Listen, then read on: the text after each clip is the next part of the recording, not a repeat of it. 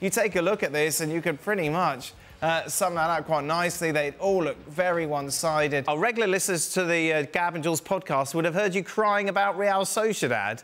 Come on, Jules, you're PSG. I didn't cry. I didn't cry. No, listen. It could have been worse. It could have been worse, right? Of course, you don't want to play City, Bayern at this stage. I just said I really like this Real Sociedad team. For me, they were the best team in the group stage of the Champions League. They played the best football against Inter, Benfica and Salzburg. I know they're only 6th in La Liga. I think the Champions League has impacted massively on what they did domestically. I think they, at times, struggle a bit to play every 3 days. They've had injuries as well. They lack a very clinical, efficient goal scorer for sure, but they've got so much talent. And I just love the way they play, the way they press, the intensity, the way they move the ball as well is great. I think if Japan go all the way or at least to the final of the Asian Cup, Kubo is probably going to miss because the final of that is on February 10th and the first leg is February 14th. So it's only 4 days between the final of the Asian Cup and this first leg.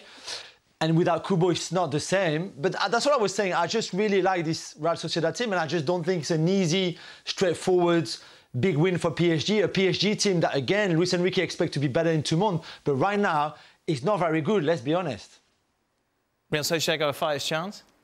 I think they do because of their ability to hang on to the ball. They can pass the ball really well through the midfield and in the attacking third. Now, the point that Jules makes is well taken, that scoring goals is not their strength. But in terms of that possession, if you can exploit an area where PSG struggles, is having numbers in the midfield and numbers in transition through the midfield. And when you expose PSG in those moments of transition and you expose their inability to defend long periods of possession, then you're going to give yourself an opportunity. I think a lot of people are going to be surprised as to how good Real Sociedad are in possession of the ball and how willing they are to press higher up the field. If PSG are not playing at a high level come February, they may find themselves in trouble.